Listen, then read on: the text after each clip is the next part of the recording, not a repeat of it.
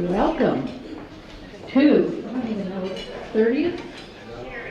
Huh? Mary, the 30th?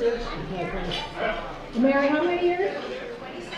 27. The 27th annual Dolphin Awards.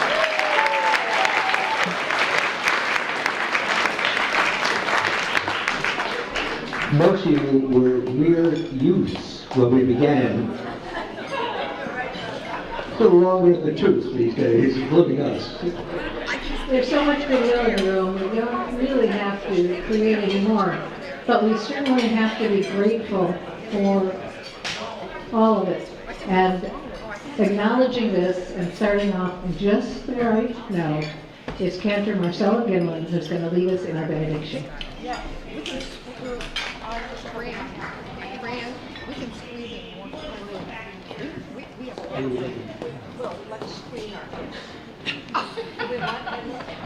So happy to be here. How are you? Good? So, if you don't understand my accent, there are subtitles here. So, I'm Cantor Marcelo from the Malibu Jewish Center. It's so nice to see so friendly faces here. And when Karen and Arnold asked me to the invocation for today's ceremony, I immediately said yes, and I began to really think about what this ceremony means to us, to the people who will be honoring later, and to the community of Malibu as a whole. I thought about the dolphin and what it means to our community. So, being from Argentina, I can tell you a lot about tango, wine, horses, and Las Pampas. But dolphins, I know nada. So I researched the dolphins, and there is a lot written about it. So I thought a little bit more about the dolphin and why Arnold and Karen came up with that name to honor all of you today. So dolphins are pretty amazing. They inspire us. They are joyful, playful, peaceful, loving energy.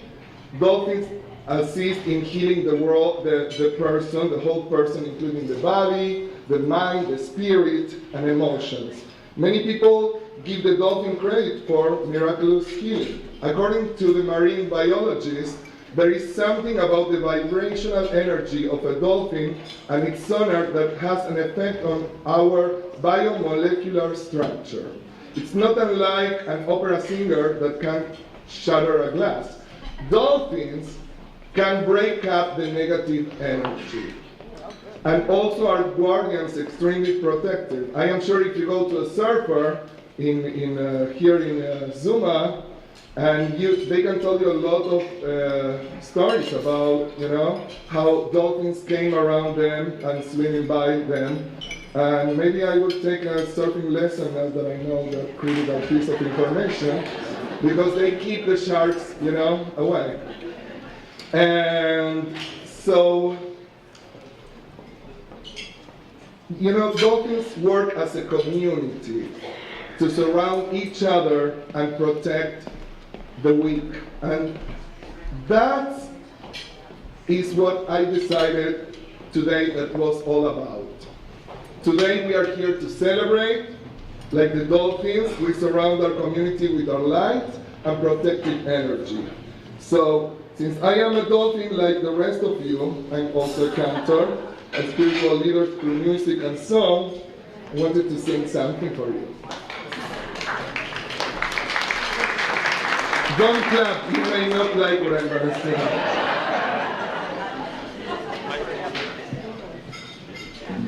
Actually, it's a prayer for all of us, and I thought that it was appropriate for today.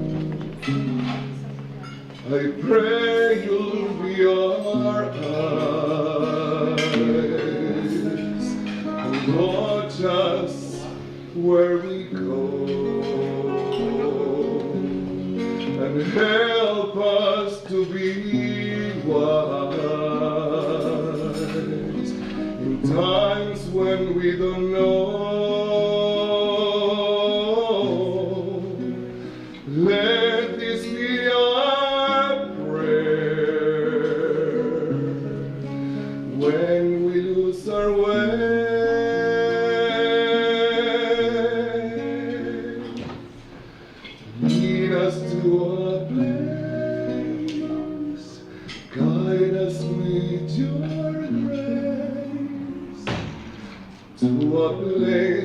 where we'll be safe. I pray we'll find your light and hold it in our hearts. We hope each soul will find another soul to love. Let this be our prayer when we lose our way.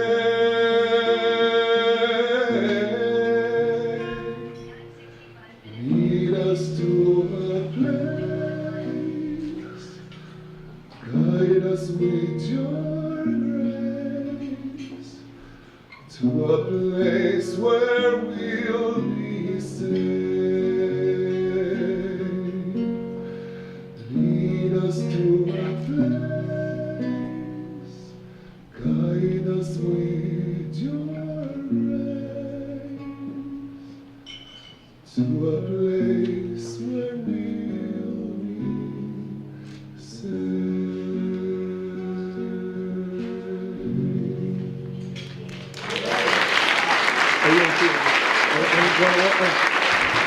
So, Karen and Arnold, you have touched so many lives, and you are so loved by all of us. We wouldn't be here without you. With this ceremony, you will remind us every day of our lives what is important, who are the beacons of light we should look at, who are the people that are role models, and cherish that as we continue to build a more purposely community life together. You are really community builders, don't you agree? And the love, we share the love for this community, and we are very grateful to be here, right? So I will ask all the 2017 Dolphin Awards winners to please stand up, and let's raise a glass for this amazing group of people that are part of our community, because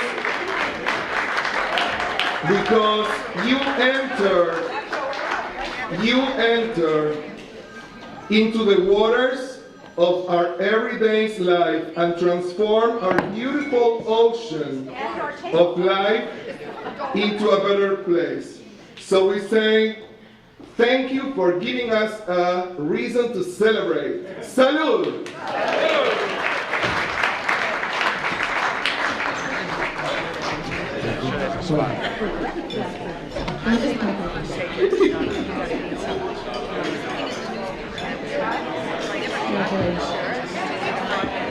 So I said we had somebody here to get us off on the right note, and not just the right tone, but the right musical notes. Thank you, Cantor Marcello. Thank you very much.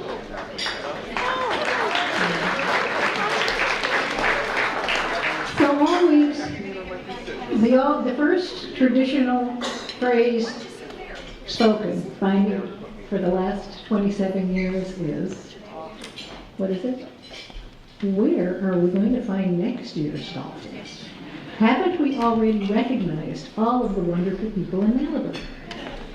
And then we solicit nominations, and over the internet, through the phone, in the mail, come stacks of nominations, and every one of them is worthy of a dolphin. But alas, we're going to sit here long enough. We try to choose a broad range of areas so that you'll see there's a very broad range. And if you've nominated somebody, or if you've been nominated, wait till next year, because we keep the stack growing. We'd like to honor and acknowledge some very important people that are joining us today. So Arnold, if you want to say anything in there. Now let's get into we obviously are Fran Pavley is retired, and we have Senator Henry Stern.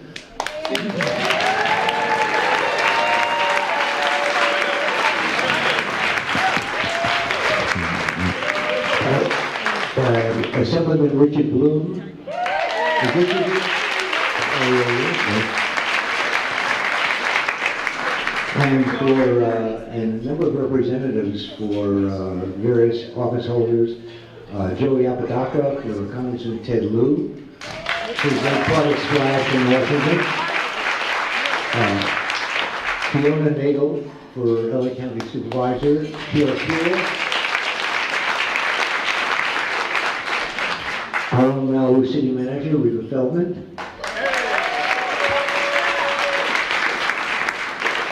Our City Council, and what would I do without them? Yeah, Lou Lamont, Rick Mullen, Laura Rosenthal, and Jefferson Wagner. Planning Commissioner John Mazza. Anybody else here from the Planning Commission? No, they're starting their big stacks of papers they have to read every time. And we've got some of the Assistant Fire Chief, Anthony Williams. From the LA County Sheriff's Department, we have Josh Thye, Lieutenant James Whale, and Scott Houston.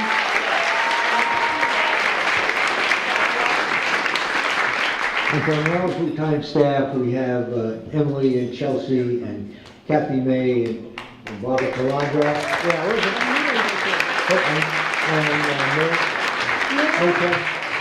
And Mira. Mira's over here. Oh, Oh, Julie. Yeah. Julie, of course, everybody knows Julie. Frank Foster. Right, we couldn't do without them. And they're all on pretty.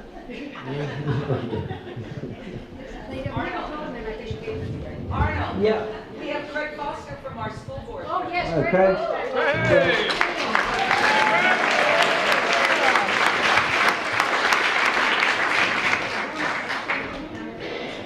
Oh, and Pamela Connolly, former councilwoman, Pamela Connolly Ulick.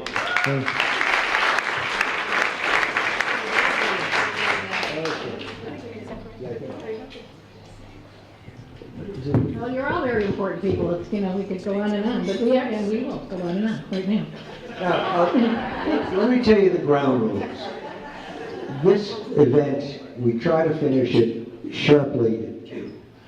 If you hear the music on the band, this is like the Oscar. Start closing and moving. The hook is coming, because we don't want to be here till 4 o'clock. Oh, really? So we already know who the winners are, so we don't have to worry about making those mistakes.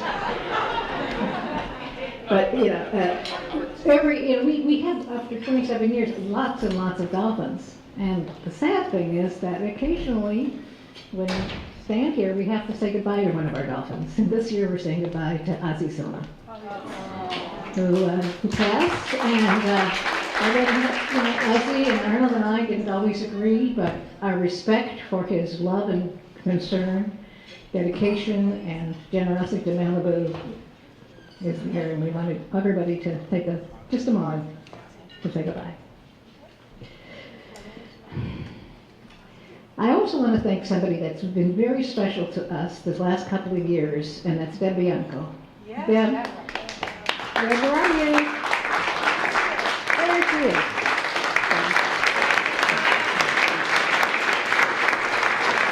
Dolphin Deb, 2 or 3 years ago, when we decided that in order to keep this thing going way beyond Karen and Arnold, we had to create a foundation.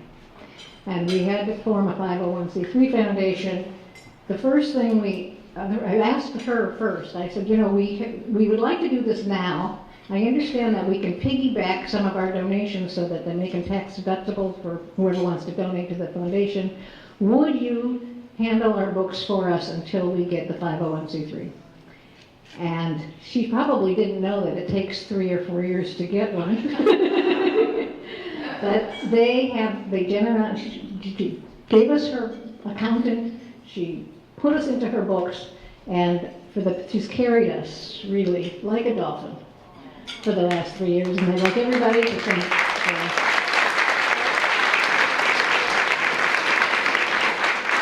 And to announce that as of last Monday, the federal government gave us our own 501c3.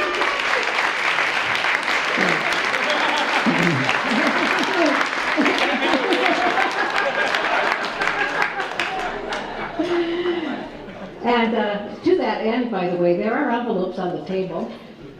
If anybody wants to help us offset our dolphin cost. You know, there's two things that we've always used, whatever you've generously donated to us. Some of it's to offset some of the costs. This is giving a wedding for 150 people, so you could do the math on that.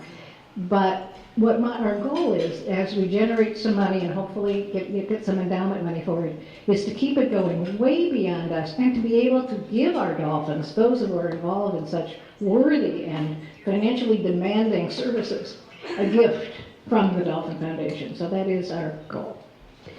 So there is another thank you, but I don't think Steve Weinberg got here yet. Oh, there he is, Steve Weinberg, who made the 501c3 happen.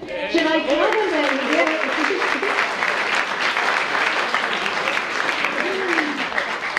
Holmes Weinberg, his firm, I should say very quietly, he did it pro bono. Yeah.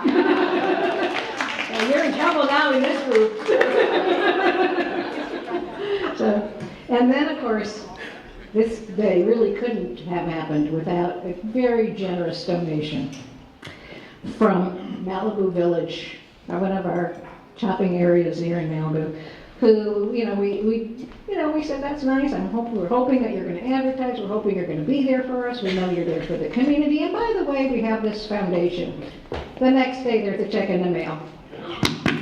Malibu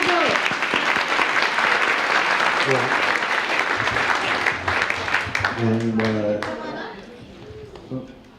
And We would like to give this to the representatives of Malibu Village, Jade, Maren, and Sandy Turner.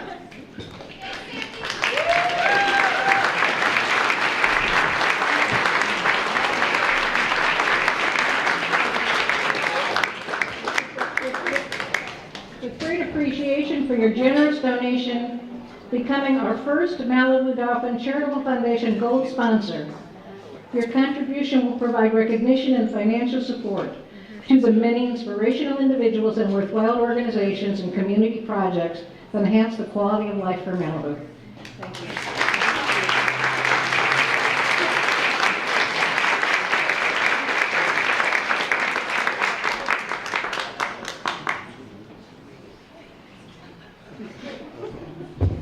what the heck, we'll throw a little commercial. Dean and DeLuca is going to be opening where the old, what was it before? The old Banana Republic was. If you haven't been to Dean and DeLuca is all over New York City. It's the most incredible kind of food. Take that out. So many times we wait to the end to say thank you and people don't get properly acknowledged. So let me say these thanks to what we call our dolphin friends. To, of course, Mary Higgins.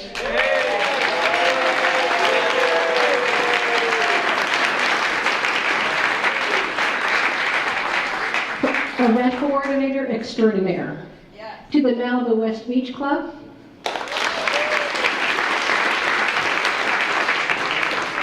To Monroe's Catering.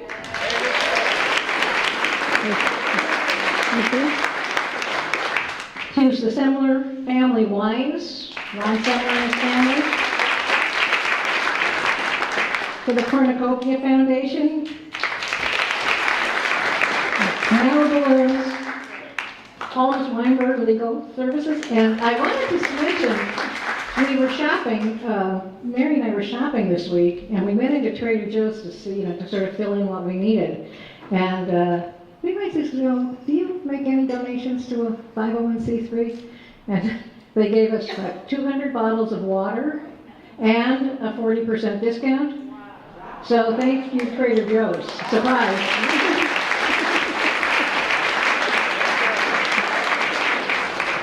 Steve McPeter's band, this is how, we don't even know how many years, at least 10 years you've been with us, right? Thank you. Okay.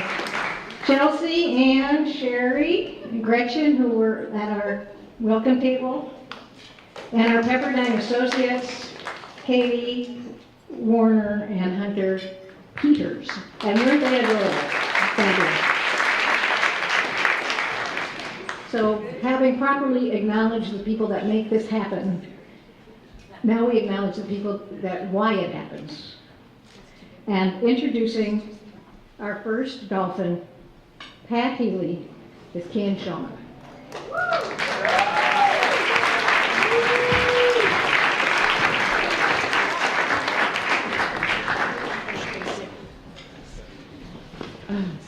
It is my pleasure to honor Pat Healy as the recipient of this award.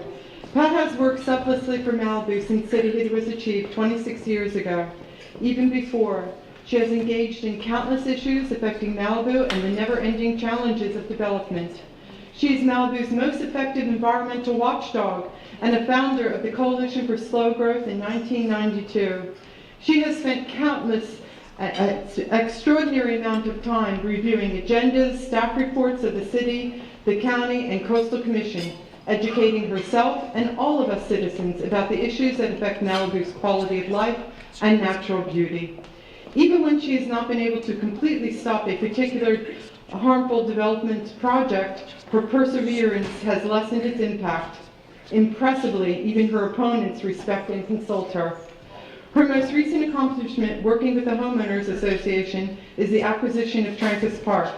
It is impossible to imagine what we could have had here all over Malibu without Pat's leadership. Despite the many hours she already devotes, her love of nature inspired her also to start the Malibu Monarch Project.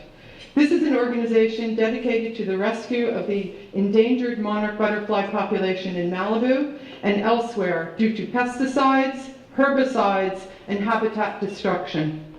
Her compassion for nature also has led her to rescue older abandoned dogs whom she cares for dearly. We are very grateful to Pat for what she has done for Malibu, and I'm honored to introduce her for the Dolphin Award. Thank you.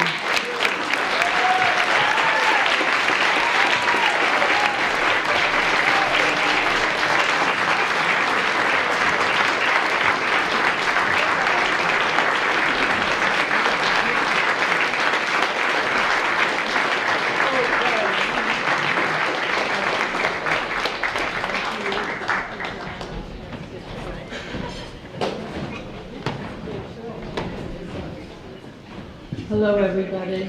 Oh, wow. I never thought I'd get this award. And I want to thank Arnold and Karen for giving it to me. And I also want to acknowledge all the previous and current Dolphin Award winners for their great contribution to Malibu. I would be remiss if I didn't mention my dear friend Denny Millay, who in 1991 or 1992 called me up and said, "Pat, we must do something." And I said, "What about?" And she said, "All the developers that had projects with the county are now at City Hall trying to get their projects through." So what we decided to do was to form an organization, and this turned out to be the Malibu Coalition for Slow Growth. How, what, when, and where we developed was our mantra and our guiding principles. In 1990, I forgot what year, 1995, our local general plan was adopted, and shortly after our local coastal plan. So this gave us the tools we needed to be sure that appropriate projects only went through. Oh, I'm so nervous. So anyhow, we recognize that people have the right to develop their properties, but we were concerned about how they were developed. They had to be developed very sensitively in order to protect our small town environment, our rural atmosphere, and our natural resources. We also recognize that there are a lot of beach towns with the ocean, but what makes Malibu so very, very special are its open spaces. And we as a community, I believe, have to find a way to preserve them forever not only for us, but for our future residents, so they can enjoy our natural beauty, the habitats that we have, and we can also preserve our wildlife who depend on them for their very survival. So,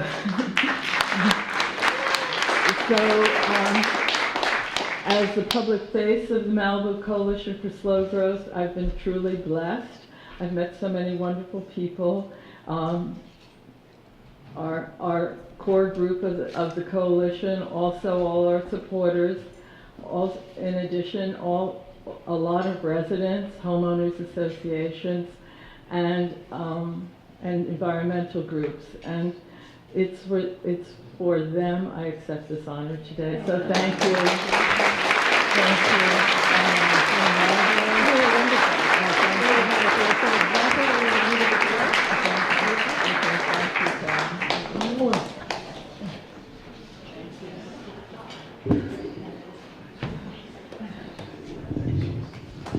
Our next dolphin is to Ryan Sawtelle. It's going to be presented by Annie Dermigi.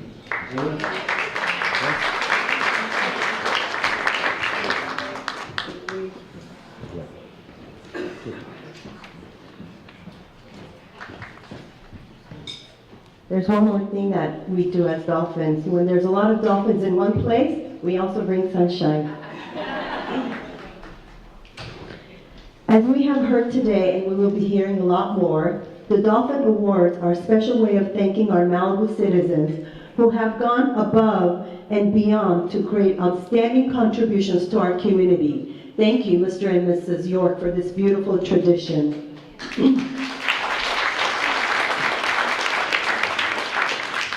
For the last 27 years, recipients have been honored for enhancing the Malibu way of life through their intelligence and leadership. Since 2008, the Waves of Flags has been an iconic annual tradition. During the week of September 11th, nearly 3,000 American flags, that includes the flags representing countries who also suffered loss, are set up on the vast Pepperdine University lawn. This show of American spirit and reverence is an inspiration to stop, admire, and respect those who were affected by the 9/11 attacks, as well as a way to encourage us to remember our veterans and all that they've done for us. That meaningful and emotional memorial was not an easy task to accomplish. Through fundraising, creative maneuvering, and support from private donors and administrators, then Pepperdine University student Ryan Sawtelle was able to make this moving tribute a reality. Since graduating from Pepperdine, Ryan has continued his efforts to give back to the community by founding the White Heart Foundation, which raises funds for severely injured veterans for life-enhancing equipment and services. It is through this foundation that the 9/11 Memorial in Malibu continues to grow and evolve. By supporting the annual Ride to the Flags event, hundreds of motorcyclists ride from Point Magoo to the Waves of Flags display, creating connections to those who have served, as well as raising money to make a difference in a wounded American veteran's life. With all that he's accomplished, it's no wonder that Ryan was named one of Pepperdine's 40 under 40 last year.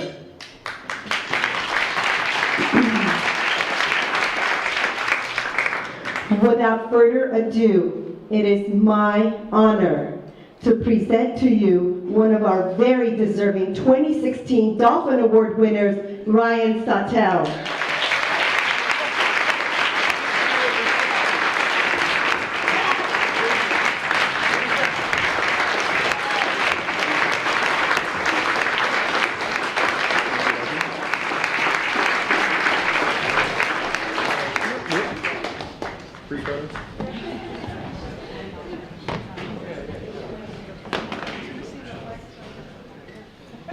Hey guys, I appreciate that. You know, it's funny because when you get into the the nonprofit industry, you don't do anything for recognition.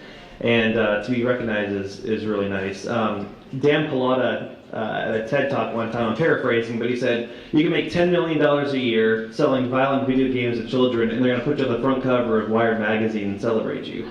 But if you take a measly salary to cure kids of malaria in third world countries, nobody knows your name. And you get into this business not for recognition. You get into it because you see a need and you want to address that need.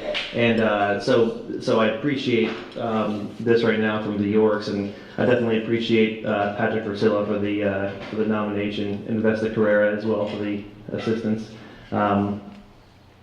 It takes two people to figure out something good to say about me, apparently. I will say, though, that I'm often asked why I started the Wave of Flags and why I started the White Heart Foundation, and did I know somebody who was severely injured in serving, or someone in 9/11. I didn't. And I think quite often we wait until something happens to us personally until we decide to take action. We wait until we know someone who is stricken with Parkinson's disease before we start, a movement to help, Parkinson's awareness, or someone that died in a car accident before we decide to go move forward with, a safe driving campaign. The beauty about Malibu is we have a mouthpiece here that if you're passionate about something, you can do it now. You don't have to wait until 10, 20, 30 years down the road until something personally affects you. You can find what you're passionate about now, and you can start making this world a better place now, and don't have to wait until later on. So if I leave you with anything, it is that. It's find something you're passionate about, and then take action now for good. So thank you guys, I appreciate it.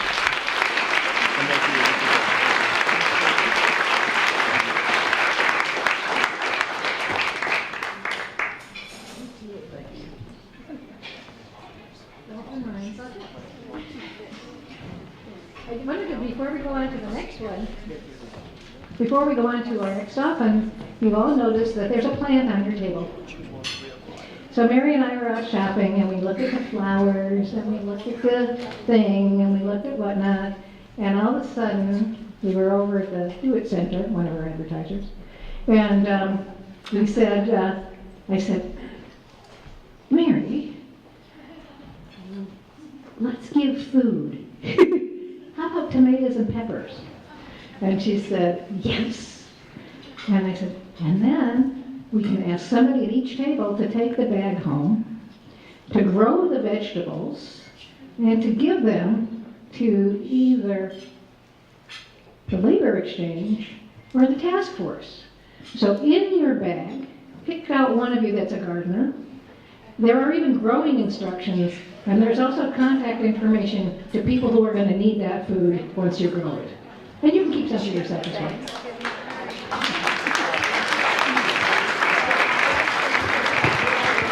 Actually, it's pretty simple. You dig a hole in the ground, throw in the seed, add water, and wait.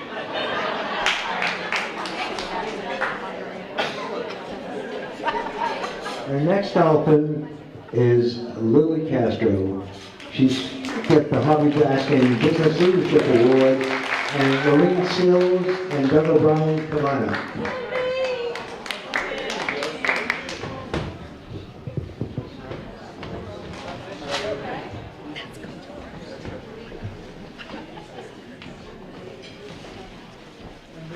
You made it. Come on up here. Okay. We're the liberal and the conservative together. That's what Lily's all about. So we're here to present the Harvey Baskin Dolphin Award to Lily Castro, the owner of Lily's Cafe. When Lily was selected to receive a Dolphin Award, Arnold remarked that one of the reasons Lily deserved the award was for putting up with Doug O'Brien, who along with his cantankerous group of curmudgeons who occupy a couple of tables at Lily's for the past 25 years. That's true. Even Lily calls us her Romeos. Which stands for Retired Old Men Eating Out, and commenting on all things political, including their favorite, our city council. Good thing that they don't know how to use Facebook, right, Doug? We're on Snapchat.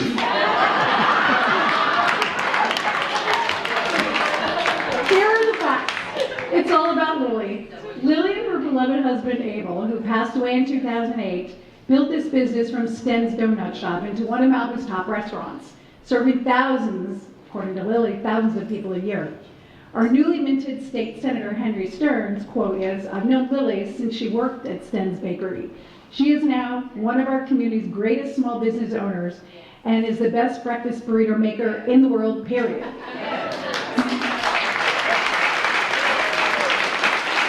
Malibu's Mayor Lou Lamont drives all the way from Big Rock just to get Lorraine a burger from Lily's. Doug? And the millennials call her burritos dank. I think that is a compliment. There is no doubt that the food is delicious and well worth the 30-minute wait. But it's all about Lily, our Lily. Lily has not made a secret about her fight with breast cancer this year. Not surprisingly, Lily arrived at her first chemo treatment on Halloween in a Wonder Woman costume. And she didn't let the staggering pain from her chemo treatment stop her from contributing to the annual holiday party that we have on Poynton for her Boys in Blue, Station 71. Lily is a true badass in business and in life. She came here as an immigrant, taught herself English, and mastered business. Lily has always lived by the mantra, hard work's the key to the American dream. When her daughter Lindsay, who's sitting right over here, was growing up and Lily was caught up opening the shop for the day, guess who drove Lindsay to school? I admit,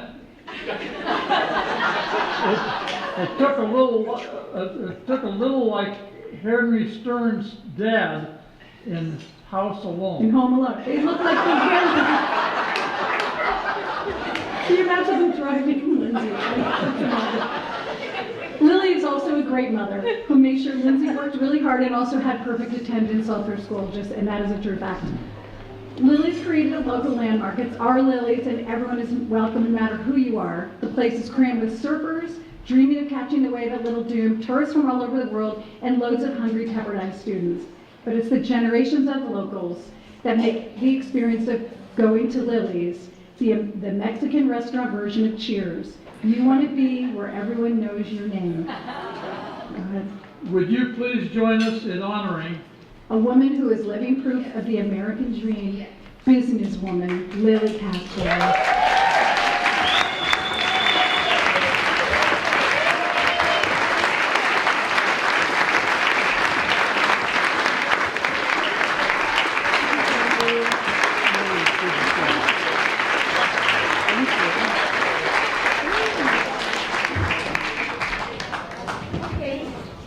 Thank you, everybody. Thank you to everyone. I got a little nervous, okay? Let me, I know you guys. Thank you to everyone who has supported me for the last 30 years, especially to all the people in Malibu. Okay. I immigrated to the United States when I was 17 for a better life. All the hard work and sacrifice has made the American dream possible for me. Thank you for your support. I love Malibu. I love you guys. Thank you. Thank you, thank you. Come on.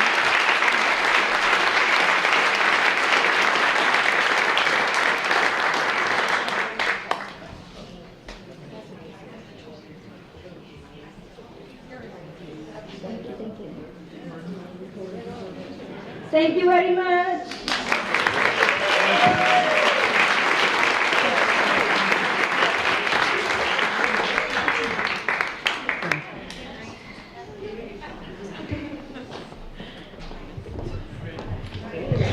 Actually, the way Lily supports herself is the wives of those cranky old men contribute to her to get them out of the house.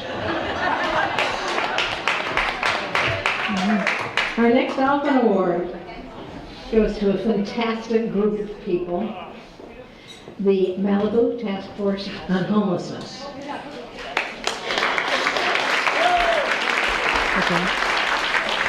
Presenting to this group is Stephen Weinberg.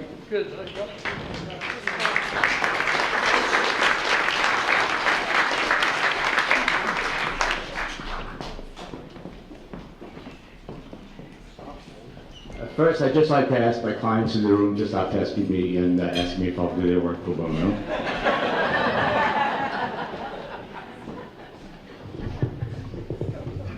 You know, when I was growing up, I used to hear the stories of my grandparents who had escaped from Russia and lived on the Lower East Side in a cold water flat, and how many nights my grandparents couldn't eat, because the one piece of bread or the potato they had went to their daughters. And then when I met my wife, I heard the story of her parents who were in Nazi-controlled Romania, only to be replaced by communists, and how difficult it was for them to survive on a day-to-day basis. But as harrowing as those stories are, they had a home. Homelessness is something we really have to pay attention to, because it's not anonymous. These are real people. You know, 70% of transgender kids are either in the streets or are committing suicide or being killed. A lot of LGBT kids as well, LGBT kids as well.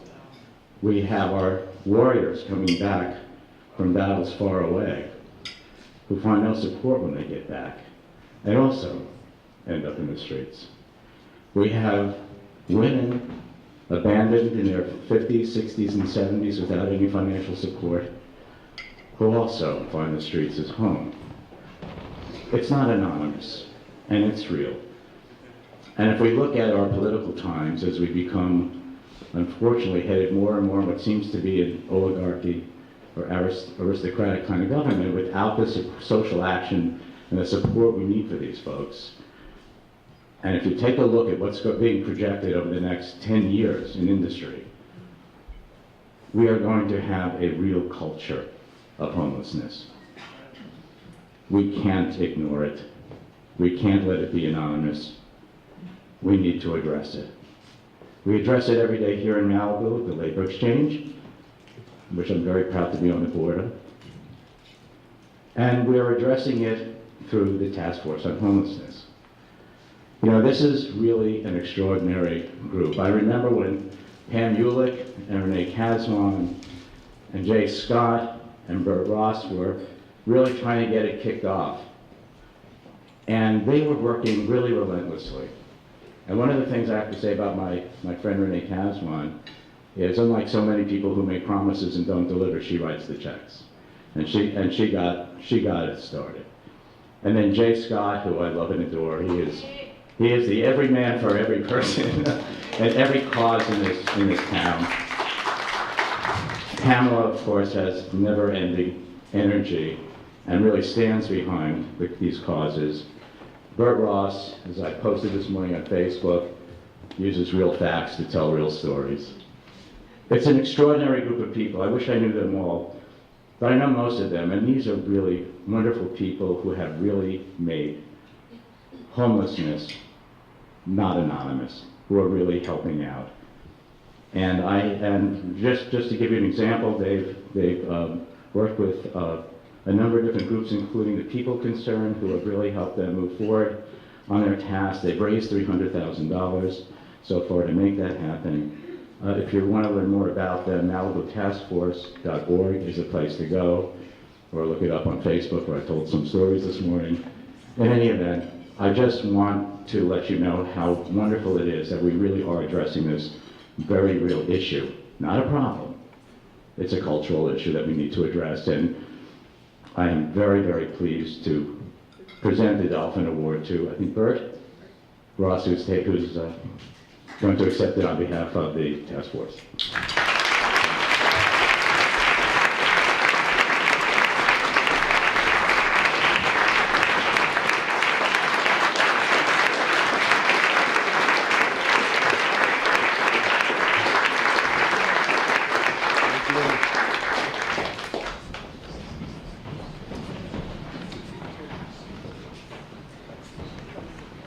have to stand here the whole time. I want to thank my agents at Creative Artists.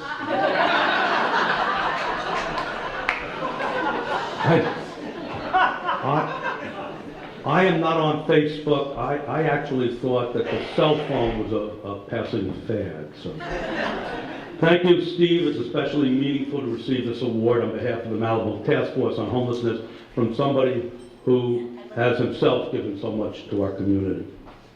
It's also an honor to be among so many wonderful Malibuites who have devoted themselves to improving the lives of others in our community and beyond. Please understand that the reason I am accepting this award for our group is that the two founding chairs, Pamela Ulick and Jay Scott, have already received Dolphin Awards for their own individual efforts and achievements. The Malibu Task Force on Homelessness, which was formed about a year ago, is a group of local volunteers focused on funding and supporting the work of a highly respected professional organization, the People Concern, formerly OPCC, which is now addressing the many complex needs of homeless people in Malibu. The People Concern began its work in Malibu last September with a two-person, full-time professional outreach team. This dedicated team engages homeless individuals on the streets and the hillsides and beaches of Malibu, gradually building trusting relationships with the goal of linking homeless individuals to the People Concern's comprehensive integrated services. There is an emphasis on finding permanent housing solutions, especially for the most vulnerable amongst them.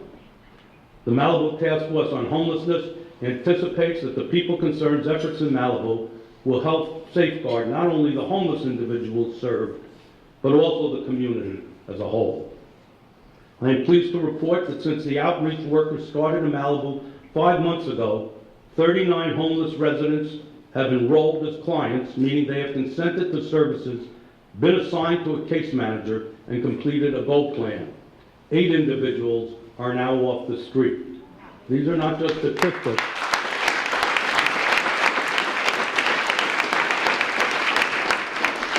These are not just statistics, they're human beings. In addition, many other homeless residents are receiving intensive street-based services from the People Concern's interdisciplinary teams, including physicians, nurses, psychiatrists, mental health professionals, and substance abuse experts. None of this would have been possible without the extraordinary generous support of the Conrad and Hilton Foundation, our mayor and city council, and almost 100 Malibu residents, businesses, associations, and congregations. The task force is profoundly grateful for their tremendous support. I would now like to introduce those who brought the Malibu Task Force on Homelessness into being, as well as those who continue with its work. Pamela Ulick, founding MTFH co-chair and former Malibu mayor. I'll ask everybody at the end, I'm going to ask at the end to stand. You want me to do it individual? Okay. Pamela, please stand. Pamela was a driving force in launching the task force. Jay Scott, our current chair, who not only keeps the task force organized and focused on our mission, but who also works closely with our outreach workers, helping the most vulnerable amongst us day in and day out. Dr. Renee Caswin, I don't think Renee is here, whose major and very generous gift got us off to a great start, as Steve pointed out.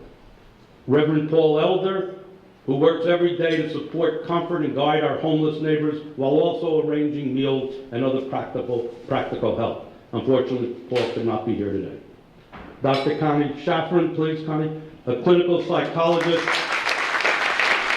Connie is a clinical psychologist with deep ties to the People Concerned, who lends our group invaluable expertise, insight, and perspective, along with her hard work.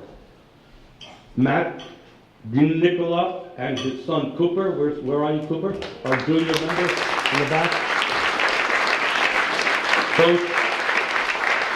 Both Matt and Cooper have worked diligently to design and manage our early PowerPoint presentation and later our website. And finally, my wife, Joan.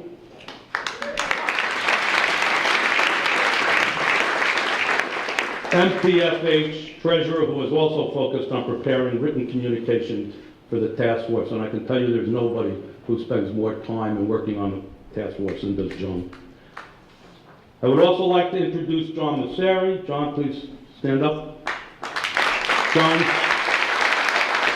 John is the executive director of the People Concerned, the renowned social service agency with whom the task force has partnered. Thank you, John, for all that you, your outreach workers, and everyone at the People Concerned are doing to help our homeless neighbors. You are literally saving lives. And finally, I want to thank Karen and Arnold York, publishers of the Malibu Times and sponsors of the Citizens of the Year Dolphin Awards. The two of you represent the finest traditions of the Fourth Estate. In addition, by keeping us all connected and informed, by continually featuring those who contribute to our community, and by sponsoring these annual Dolphin Awards, you provide inspiration to us all. Thank you.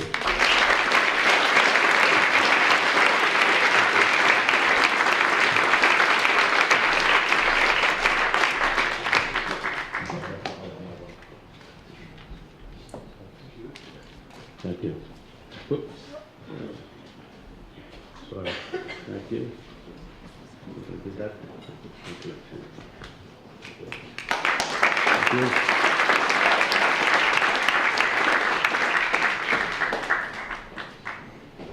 Oh, okay.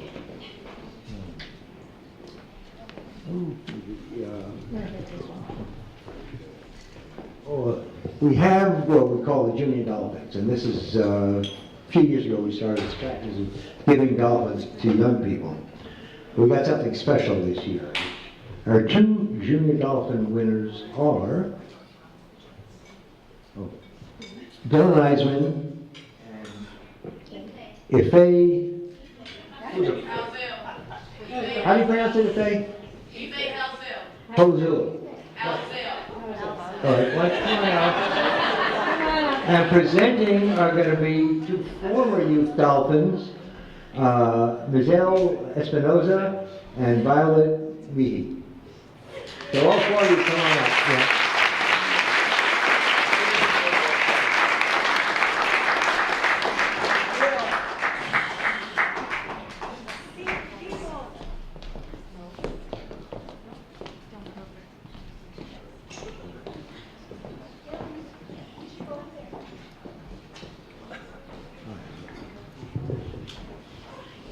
Are we short people? Somewhere?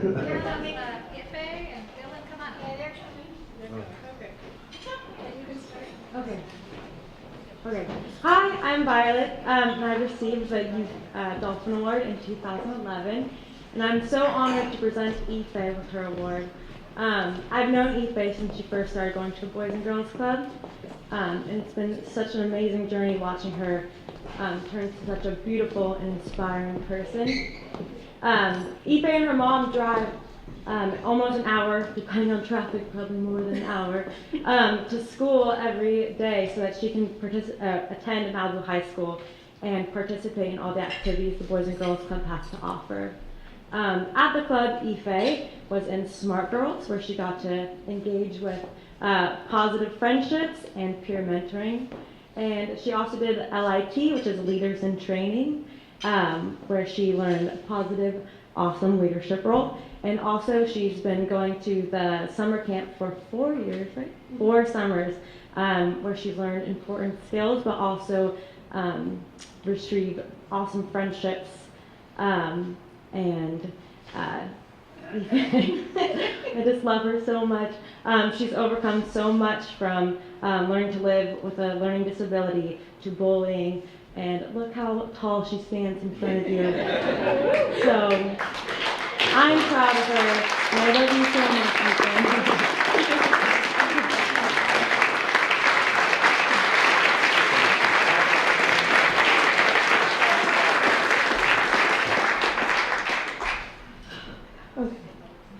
Oh, shaky. I should get off. First of all, I'd like to thank everyone in the room for just coming and just being here. It's really great to see you, all of you guys. I want to thank my wonderful family and my best friend for coming and supporting me. I said I wouldn't cry. I'd like to thank the person that inspires me the most, Violet. She's been with me since the 6th grade, one of my hardest times, and I appreciate her so much. God bless you know that.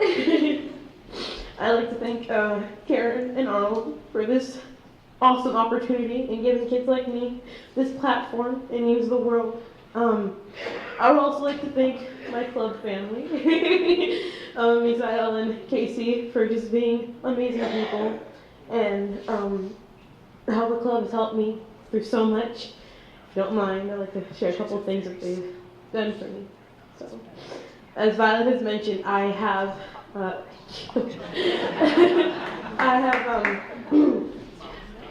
been bullied for having a learning disability and how I look, and those were one of my toughest years ever. And having smart girls and having LIT was one of the greatest honors ever. And I thank them so much for just helping me through one of my toughest challenges, which was loving myself and body image. Okay, I'm good. I now can stand here and say that I'm confident. I can look in a mirror and say, and feel so accomplished. Though I have my struggles of having a learning disability, I don't allow that to define me. I choose what defines me. And I choose to be a voice and an advocate for all youth with learning disabilities who may feel ashamed, afraid, alone, or that they don't believe in themselves. I stand here and say that having a learning disability does not define you as a person.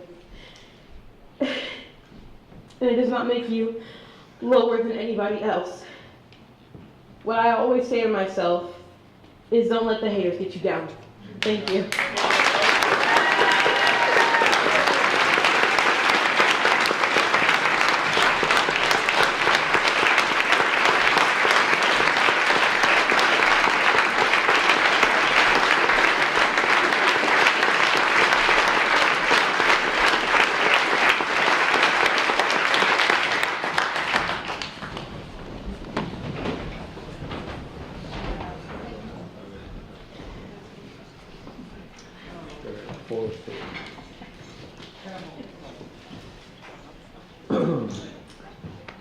Hello everyone, my name is Michelle Espinosa.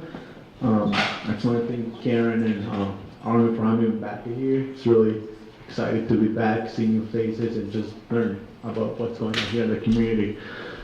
For this year's Dolphin Award, I would like us to honor Dylan Eisman for his contribution to the school and community. Dylan Eisman is the junior class president at Malibu High School, a student representative of the Santa Monica Malibu School Board, works with the Youth Center of the Los Angeles LGBT Center, and is involved with the Young Actors Project.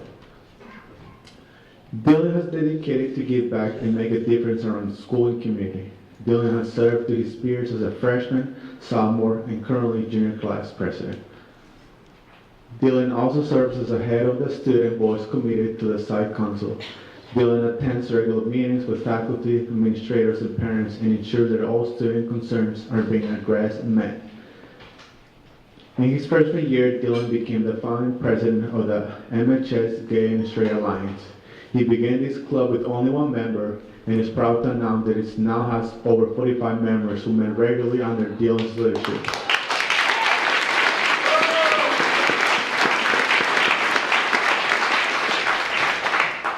It is currently one of the largest clubs in MHS. When Dylan founded the club, he wanted people to feel comfortable in an environment where people can express themselves. Dylan has essentially dedicated the funnest years of his life to helping better our community and to act as a voice for others. Dylan Eisman, congratulations.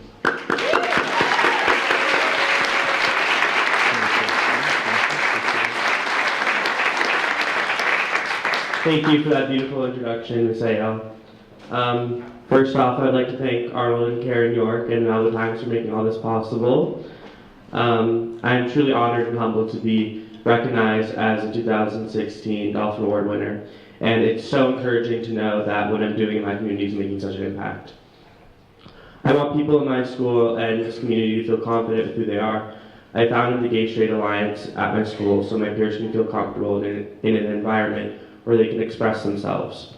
My club has grown from only one member, myself, to become one of the largest clubs at Malibu High School. In the latest issue of our school newspaper, The Current, a poll displayed that over 70% of LGBT students feel comfortable about discussing their sexuality on campus, a remarkably high number.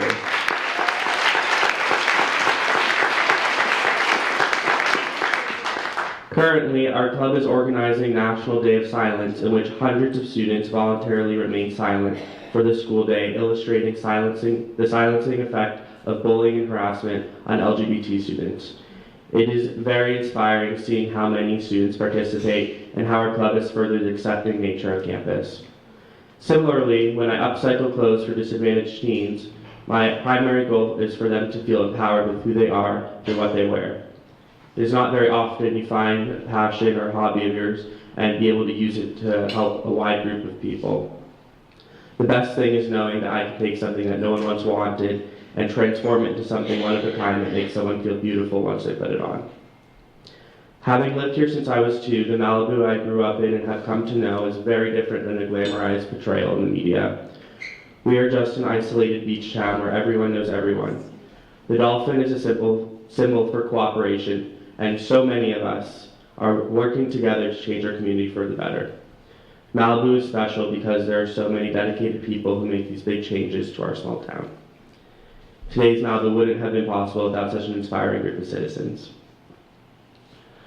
I'd like to thank Malibu High School's current and former community service learning coordinators, Beth Soloway and Nina Lauerman, whose encouragement prompted me to establish my own nonprofit organization, my parents for their continued love and support, and my fellow recipients for the voices of all these people are the resonation of change.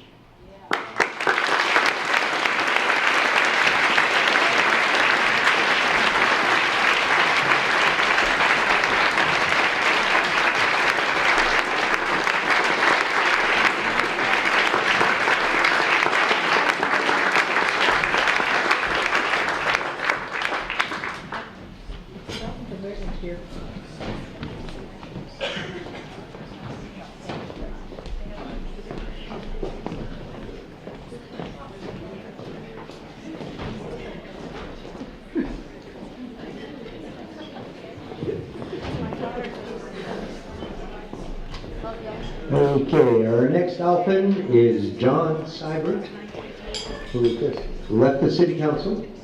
And the presentation is going to be by Laura Rosenthal, who was on the city council.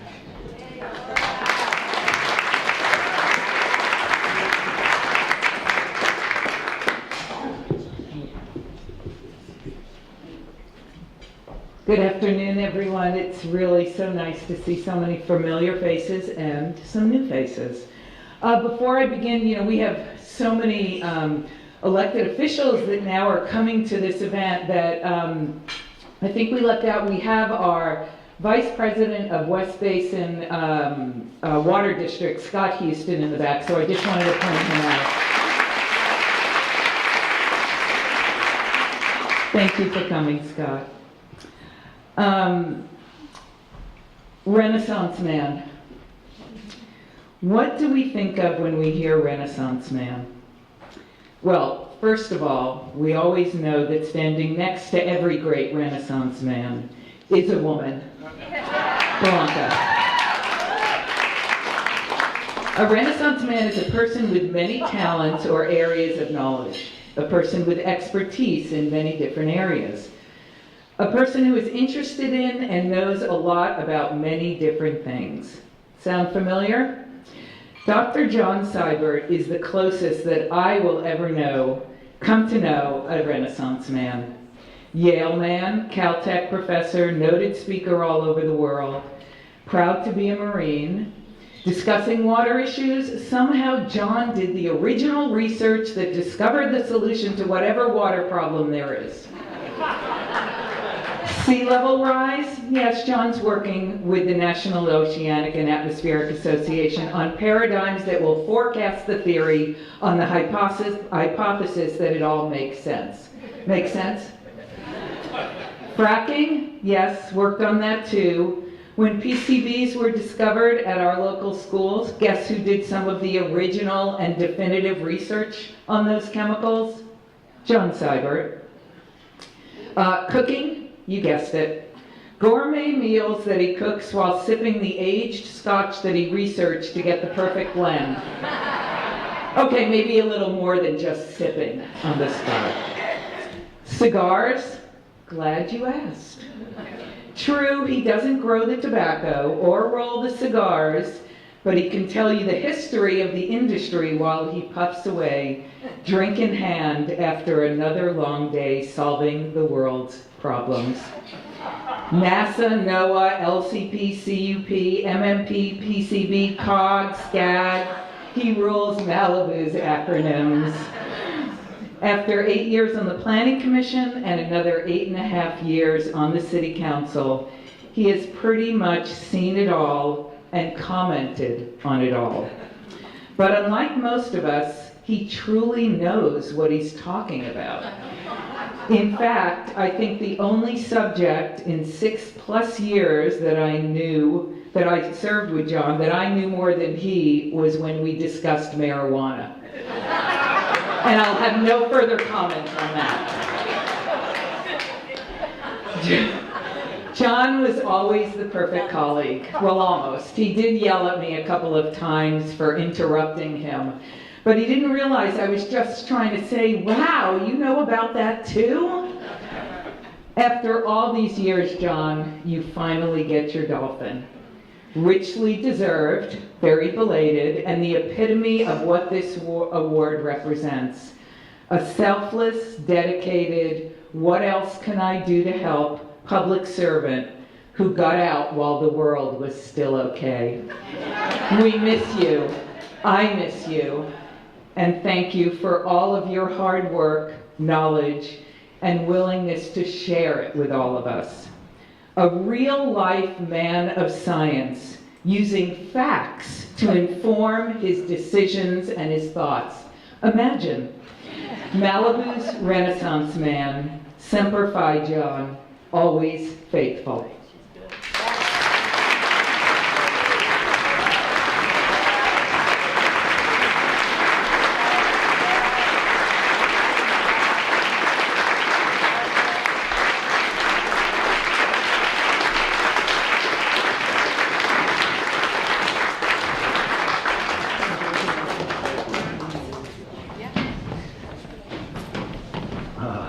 Wow, how do you follow that?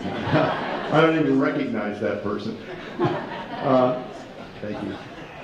You know, it's truly an honor to get this award. You know, I want to thank Arnold and Karen for that, and for those of you who recommended me in one way or another. It's humbling knowing the other people who have gotten these awards and listening to the stories to be included in something like this. It has been a pleasure and sometimes a pain to serve on the Planning Commission and the City Council. You know, I served with a lot of great people. We didn't always agree. In fact, I think as I look back, both on Planning Commission and the City Council, there's not a single member that I didn't vote differently from at some time or another, which is good. That's right. That's the way a council ought to work. And we respected each other, and we listened to each other, and we could disagree reasonably. And that's something we seem to be losing. And it's at the national level and to some degree at the state level, and I would hope it would never happen at the local level, because this is such a great community and so important to all of us that we need to find ways to solve our problems, to disagree reasonably, and to move forward. I don't plan on quite retiring. I'm still working on water issues and a few other things with some state, and still working on space stuff. You know, I got to do a couple weeks consulting at NASA JPL this year, which was a nice break from doing City Council on second and fourth Mondays. Anyway, I want to thank you very much for this award. I treasure it, and I appreciate being selected to be part of this really important group that have made a huge contribution to this, to the city of Malibu. Thank you.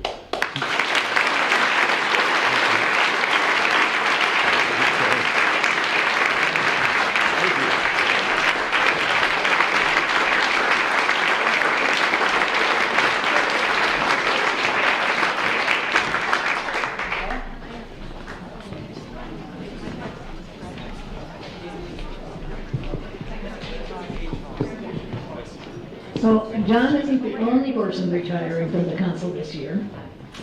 And we have a former Dolphin that's retiring this year. And we don't really think that anybody I'm sort of divesting stuff, you know, so I don't know if you need another Dolphin Award statue, gathering dust in your house. So we have another kind of award for you. I'd like to introduce a true public servant of Malibu. 16 and a half years of city council service, 4-time mayor, Joan House.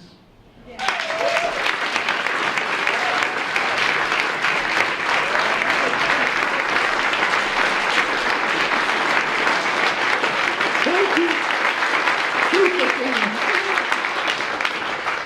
Oh, thank you all very much. I want to introduce my family, my wonderful husband, Ken House. You want to see him? My sister, Diane Aiello, who's known me my whole life. And my daughter, Dr. Nicole House Tobin. I also want to thank all you friends and community supporters who have put their trust in me as I served on the council, and also many thanks to the city staff. There are very special Dolphins here this year, and I'm included to be up here with them, kind of, but not really a Dolphin. Okay, I'm a Dolphin. I am a Dolphin, but it's, a little surprise to be here. And, but all the people that I'm up here with this year, I'm very honored and feel very special because of it. And I'm very appreciative to Arnold and Karen for this special, different Malibu Times honor. I hope to be a caring, active, and contributing citizen of Malibu. I'm just going to continue. This is something that I'd like to share with you. Over the years, I served with council members Walt Keller, Carolyn Van Horn, Jeff Kramer, John Harlow, Jeff Jennings, Harry Borofsky, Tom Hassey, Sharon Borofsky, Ken Kearsley, Andy Stern, John Seibert, Laura Rosenthal, and Lou Lamont. Yeah.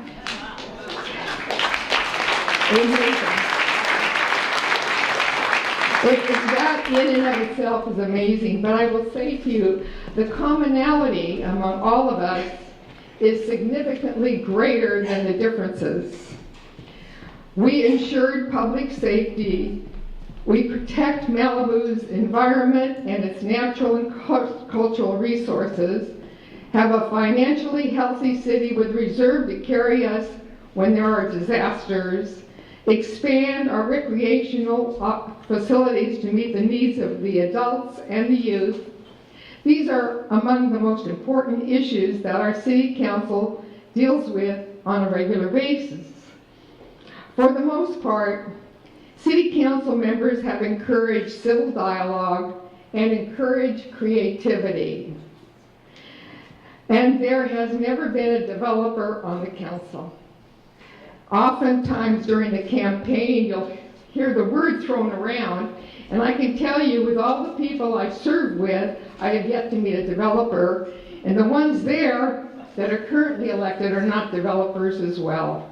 So even though it's bandied about rather loosely in our community, it's not ever happened. And in closing, I'd like to say, it is not what we have that will make us a great community. It is the way that we use it. Thank you.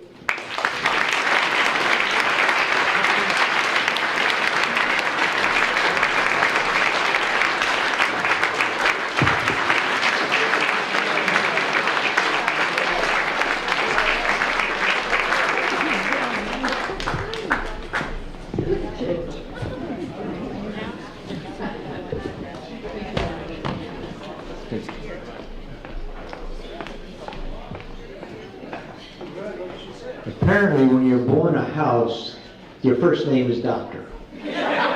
Probably appears on the birth certificate.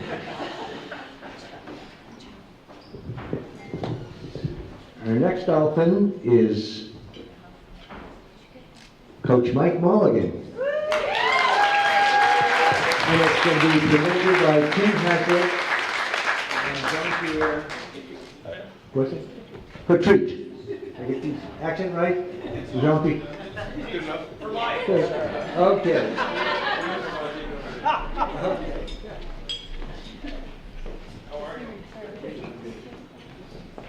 My name's Tim Hazlip. I really am a dolphin.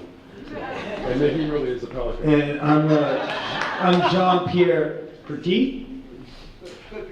It's Perea, and then my dad put a T on it before he came to America, and then it got screwed up from there.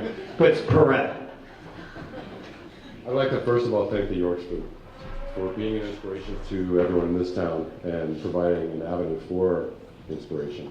I won the Dolphin Award for being inspired, not for something I came up with myself.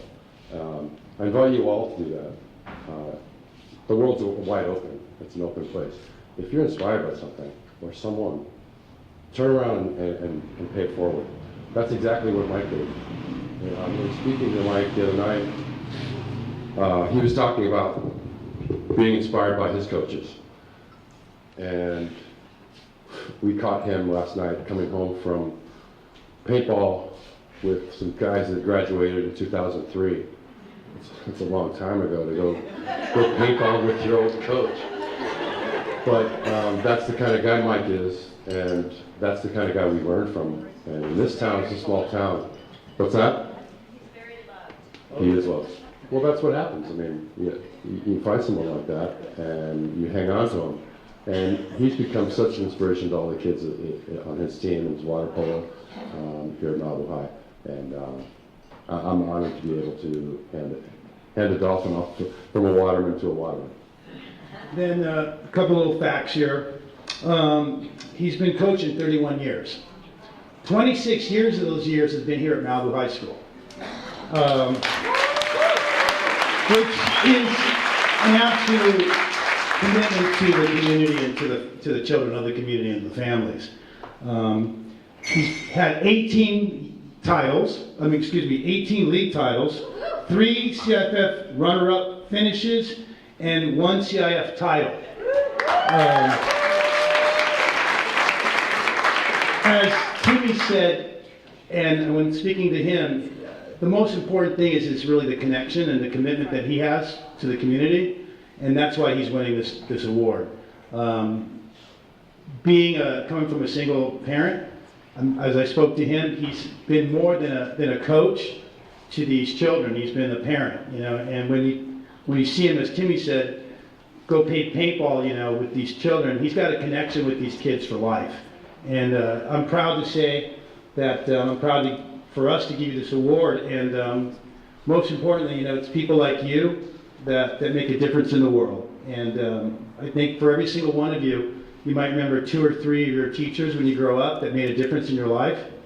As she said, where was she? What was your name again? Ife?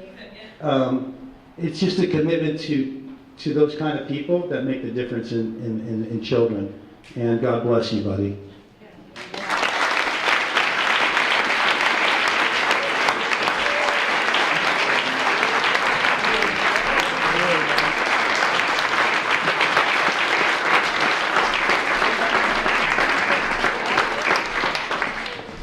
Thank you, Tim and Jean-Pierre, for that. Thank you very much. I'm very humbled and honored to be up here in the presence of all the current and past winners for all their accomplishments and achievements in the community. Very humbled.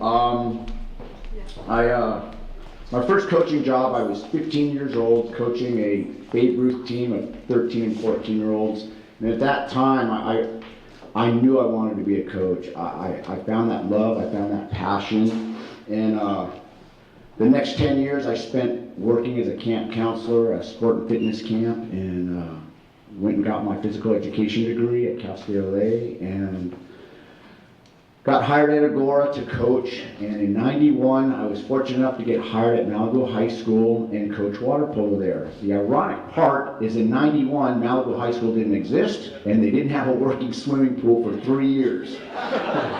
So thank goodness for Lou Drobnig and Pepperdine University. They allowed us to use their pool for 2 years for all of our practices. Other than that, we were the traveling water polo team of Malibu. We didn't have a home game for 2 years. In '94, our pool was built, and that was the year we won our first championship. But that's not why I do what I do.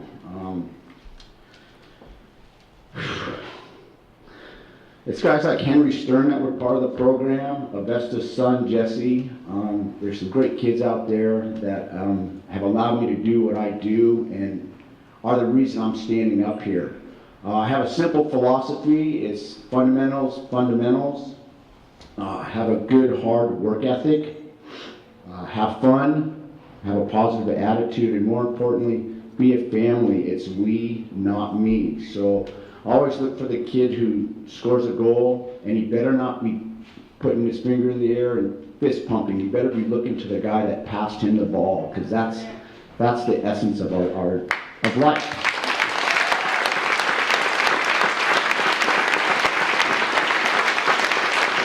So, with that said, I would like to thank Karen and Arnold and the Malibu Times for hosting and giving us a voice and being a supportive community. I'd also like to thank all the great student athletes I've had, their families, and the Malibu community. It's been my pleasure to work with you, know you, and call you my friend. And like I said, I'm not up here without all of you, so thank you so much.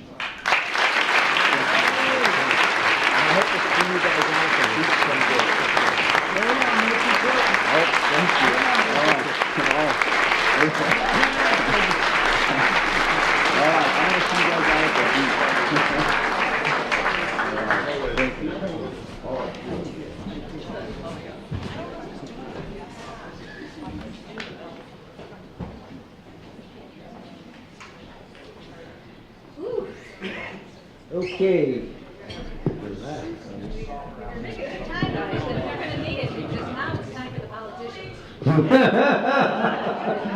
Okay. Our last award goes to our retiring, I guess you'd say retired Senator Fran Pavley. And Fran,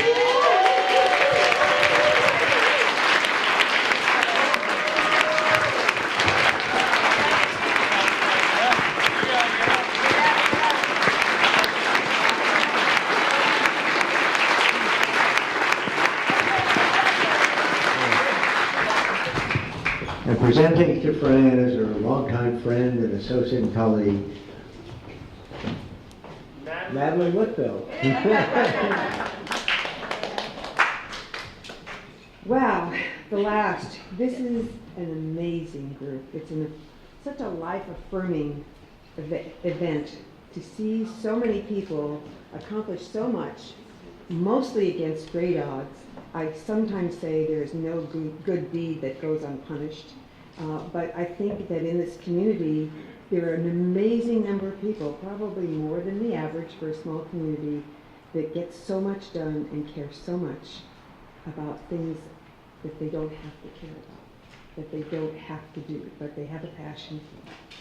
So it's really with great honor that I want to introduce my friend and colleague, my friend, Senator Fran Pavley, because as I'm going to tell you, she is a walking demonstration of what a great public servant can do in an era where people don't trust public servants anymore.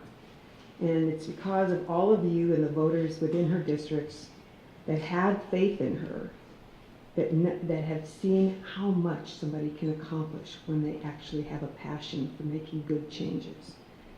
Also, it's also a proof that one of the great virtues she had was going into public service, having been an 8th grade junior high school teacher, because it gave her great insight into her colleagues. know, there's so much I want to share with you about her. I could teach a quarter class at UCLA about her and what it means to be a great public servant and how to make change. But I'm just trying to get through this fast and let her have a chance to talk. So one of her first things she did is after the city of Agora Hills, she got on the city council, became mayor, and she did a lot of big things, and the secret is she also did a lot of little things. She saved Ladyface Mountain, south of the freeway, from development, and she also was really careful about being fiscally solvent and making sure her city did what it needed to do. And believe me, every pothole, can you hear me now? Nobody can't hear me. Every pothole in Agora Hills that she saw got fixed. She's a member of the Santa Monica Mountains Advisory Board, representing Agora for many years, where we served together. She's a Senate-appointed member of the California Coastal Commission, where we also served together in an era where there was so much difference of opinion on the Coastal Commission between Governor Wilson's appointees, Assembly Speaker Willie Brown's appointees, and then we served as at the behest of the Senate Pro Tem, who was a little bit more liberal and pro-environment than the others. I likened it to being a goldfish in a bowl of piranha. Whoever survived the meeting won. So that was what it was. It was hand-to-hand combat in lots of ways. She then represented Malibu for all her 14 years in the legislature, despite the fact of redistricting, with 2 years between her Assembly and Senate terms. All that time being an international star, and also never forgetting to work with the Malibu councils, our schools, our civic organizations, and constituents. Being a public servant meant being the servant of this district, and she did it really well. So I'm going to give you a list of some of the things she's done locally, and then her statewide legacy for which she's known internationally. Like so many other people that are winners in this room, what she did mattered locally, mattered statewide, and mattered globally. She supported the use of water bonds to help us save Legacy Park from development and many other key parcels all over the Santa Monica Mountains from development. In fact, when we were both on the Coastal Commission, we were able to turn down the Bob Hope Golf Course in Corral Canyon, and we also turned down another development across the ridge from Charnley State Park, and I think that was the last big development in our community proposed. I mean, there's big development now, but there was big development then. And I think that what we were able to do is really keep the character of Malibu the way it was. She co-chaired the multi-agency PCH task force for safety. She understands what all of us go through being on PCH, worrying about our children being on PCH. She worked to stop the permitting of an LNG facility off of our coast. Many more things for us, but her statewide legacy is even more amazing. She's done legislation to support services for the developmentally disabled and does it from knowledge of what works and what doesn't in her own family. She's authored bills for the district attorney relating to domestic violence, mortgage fraud, and sexual assault. She created an environmental education bill requiring the development of a new K-12 curriculum to use environmental science as a way to teach English, math, and science, now used in the Malibu schools, and basically the foundation for our Point Dume magnet. Her groundbreaking law to create mileage standards on automobiles as the first step towards climate mitigation. It was authored and signed into law in her freshman year. I was in Sacramento that year, and all of these people sort of laughed. This freshman isn't going to do anything like this. And she surprised them all because she's very understated, very quiet, and very determined. And when she's like that, people listen to her. Despite huge outcry from all kinds of people, she got that bill passed and signed. I was totally not surprised, but everyone I knew was really surprised. So this bill was litigated throughout the Bush 2 years, and finally became law after some Supreme Court decisions affirming it. She went to the White House for the signing of a bill by President Obama, making the California standards the U.S. standards. Without her work, I'm pretty convinced there would be no hybrids or electric cars produced and driven in the U.S. And this year, the LA Auto Show was full of them. So it's not only the environment she's changed business.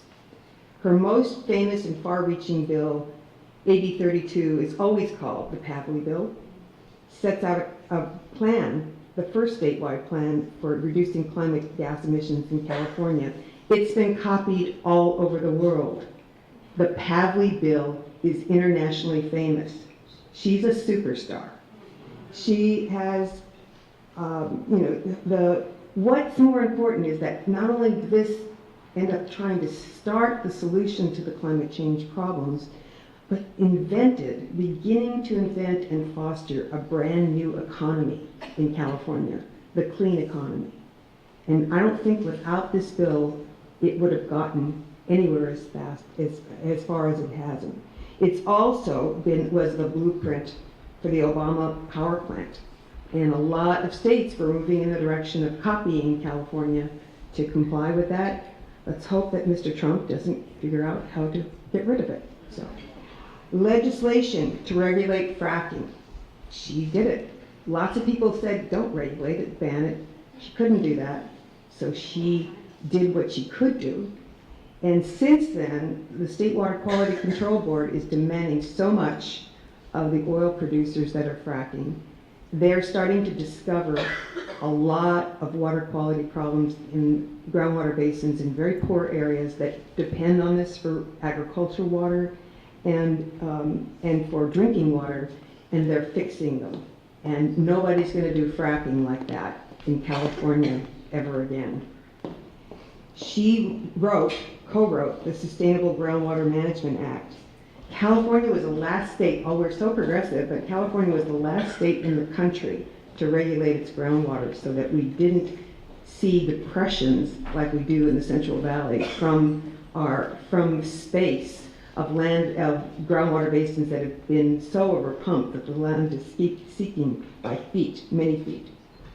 She began, I think, a year and a half ago, after the Aliso Canyon situation, which all of you know about. Some of you know the Porter Branch and the Aliso Canyons. She began legislation insisting that we not reopen that facility until it's safe for the community for which it was established, and it's still not open again. And then finally, I think the crowning achievement that she had of her Senate career was SB 32, as opposed to AB 32, the bill to extend the California climate legislation to carry implementation into the future. So these are the huge things that she's done. But almost every person, like Fran Pavley, like the other winners of Dolphin Awards here, have done something else, which they've brought other people along with them.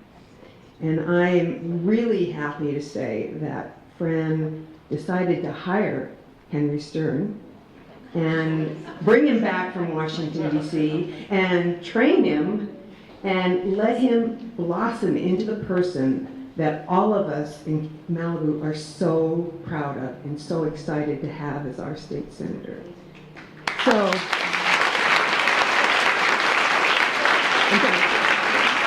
I'd like to invite Fran and Henry up. I think that Fran, you got to do something very few politicians get to do, which is help choose your successor. And I just want to thank you and everyone in this room who ever voted for her. What I just talked about is your gift as well to the world. So thank you very much.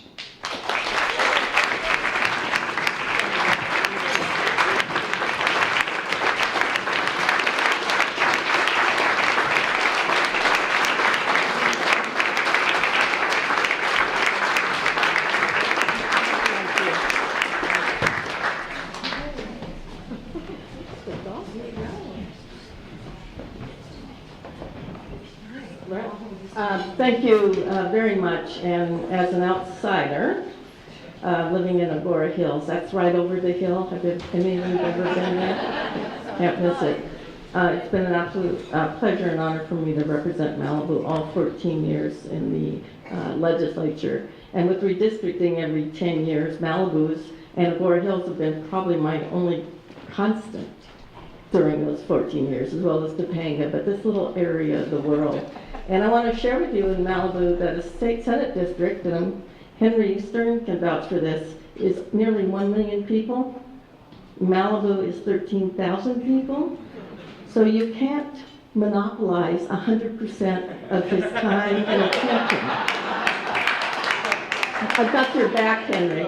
But Madeline sort of stole my line. I thought my biggest accomplishment, other than those little climate things and everything else, was passing the torch to that next generation, right? And selfishly, someone who would care about and passionate about some of the same policies and would help protect not only our oceans, but our beautiful Santa Monica mountains. And so thank you everyone in Malibu, not only for supporting me for 14 years, but potentially for the next 12 years, State Senator Henry Stern.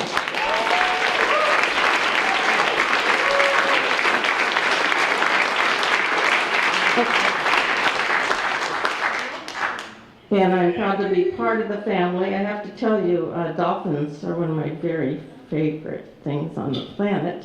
Growing up, living, well, inland, but coming to the beach all the time. Not that I'm jealous, but I was inland. There were a time in the 70s where you didn't see dolphins.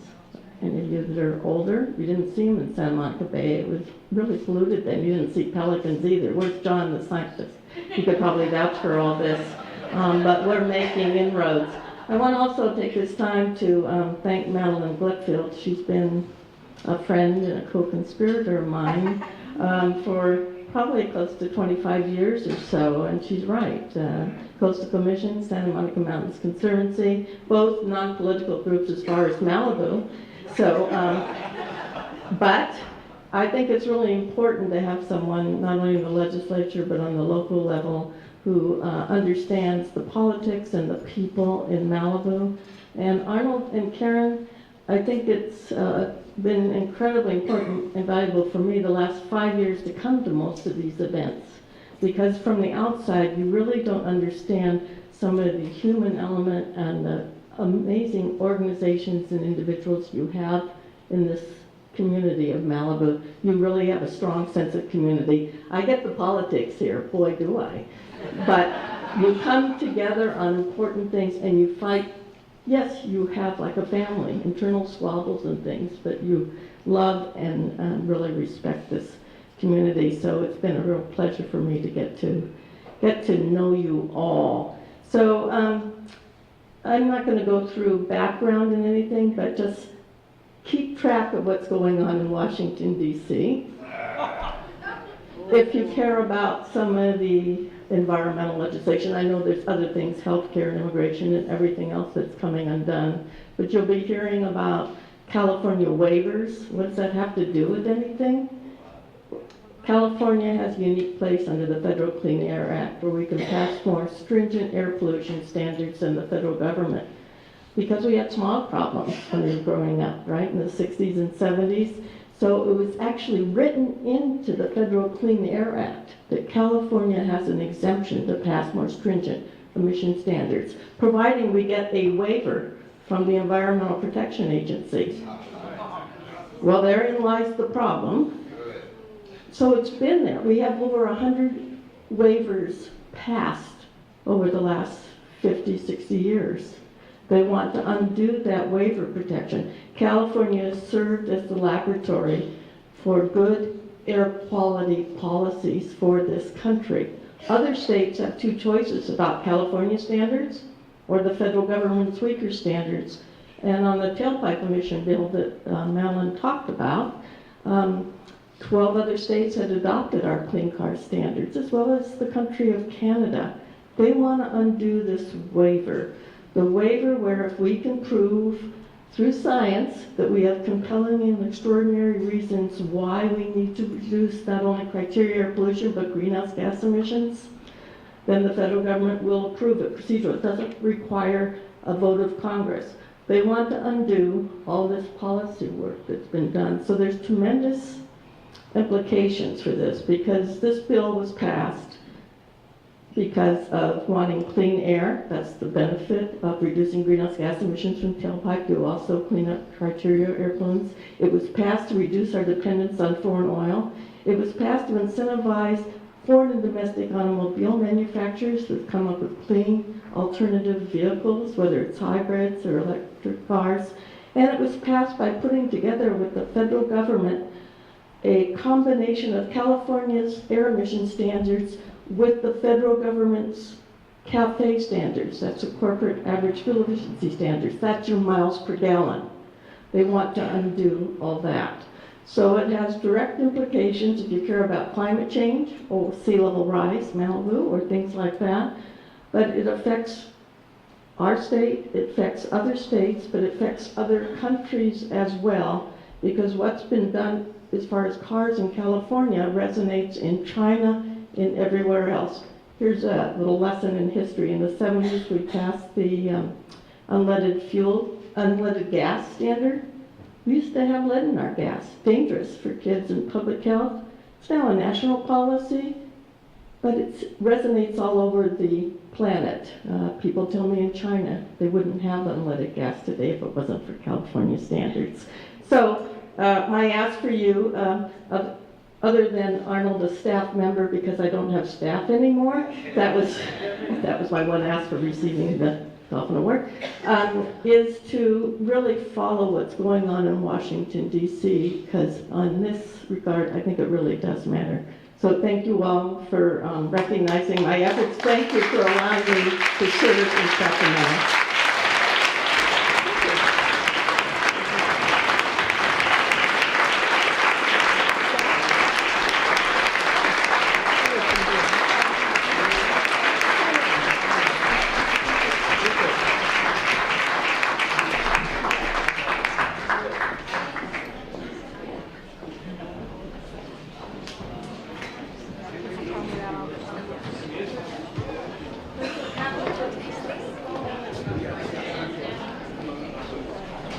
You want an afterthought? Don't let a politician take a microphone. Don't even leave us within 2 feet of one. I had intended to do a quick interventionist introduction, but Madeline said it all. I just want to take a moment to acknowledge not just my mentor, Fran Pavley, but all the recipients today, Ife and Dylan, especially the young ones. You guys are showing us the way.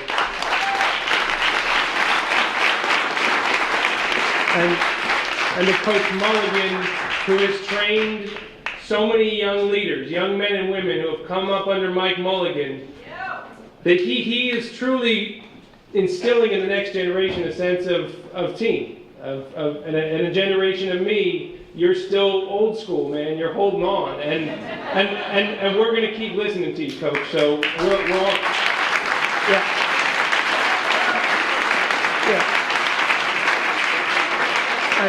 And Lily, thank you for feeding me for the last 20 years, basically.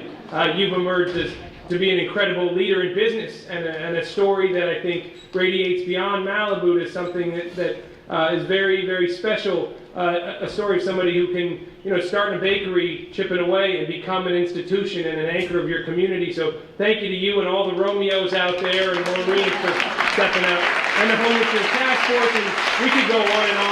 To Pat and everyone else, but I just want to say one quick thing, which is this is my home. You guys taught me how to be me. This ocean taught me that. This village taught me that, and there's a sense of humility and of generosity that I think people don't always get about Malibu. The spirit that binds this community together allows you to punch well above your weight.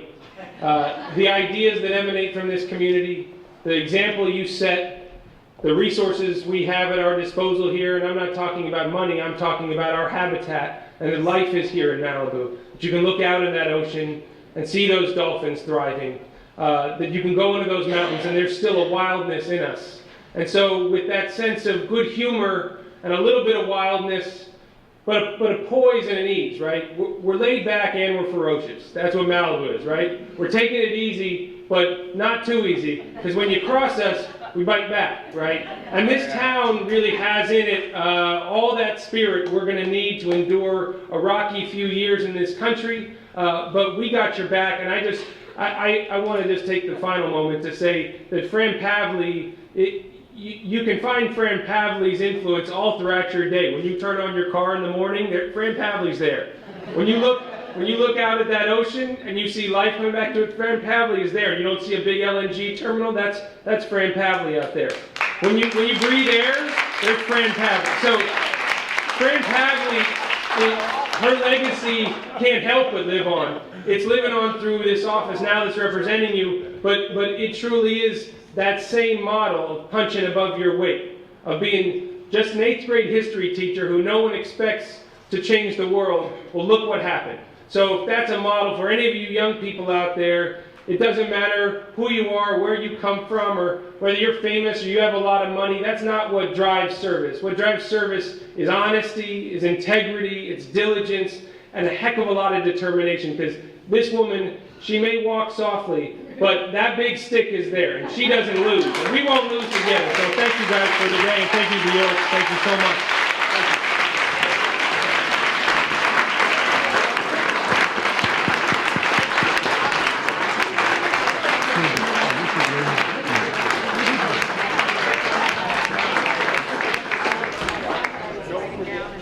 Next, I'd like to call up our Assemblyman Richard Bloom from Santa Monica. Well, we'll forgive him that.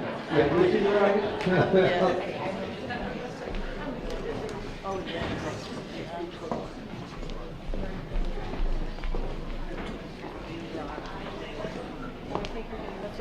Well, thank you for giving me a moment. Well, you know, she's retired, and I still can't get out of Fran Pavley's, from under Fran Pavley's shadow. There's a lot of love in this room for you, Fran, and for all of our recipients here today. And you know, when Henry shouts out to the young people in the room, that's when I know I'm in trouble. I just wanted to be able to say hello to everyone here today. This has been another amazing Dolphin event. You guys do this every year. It is an event that brings together the community in a way that's unlike any other event that occurs, certainly in my district.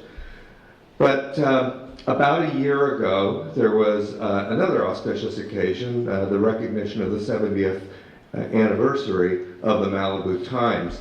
And at that time, we had a certificate prepared, and right around that time, and I'm not sure why we didn't present it at that time, but we were waiting for the right moment, and I think in a manner of speaking, this is very much the right moment. Not only are we coming together to celebrate the many accomplishments of individuals in the community, but we come together at a time, somebody mentioned the Fourth Estate earlier, when the press is under unprecedented attack. You know, we think about, frequently think about the press as the Los Angeles Times, New York Times, the Washington Post, you know, the major publications that we all read articles from. But one of the defining things about the United States and about our communities is our community newspapers. And those papers are under attack too.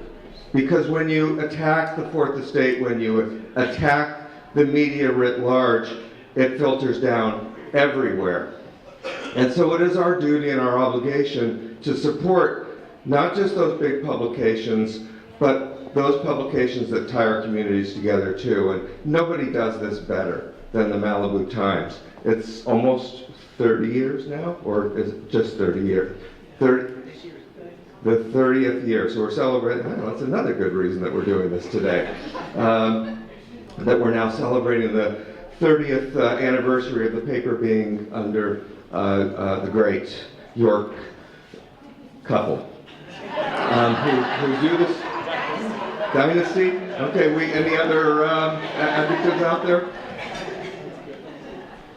So, it is my great honor to present this resolution that has been sitting around gathering just a little bit of dust, waiting for the perfect time to present it to Karen and Arnold York.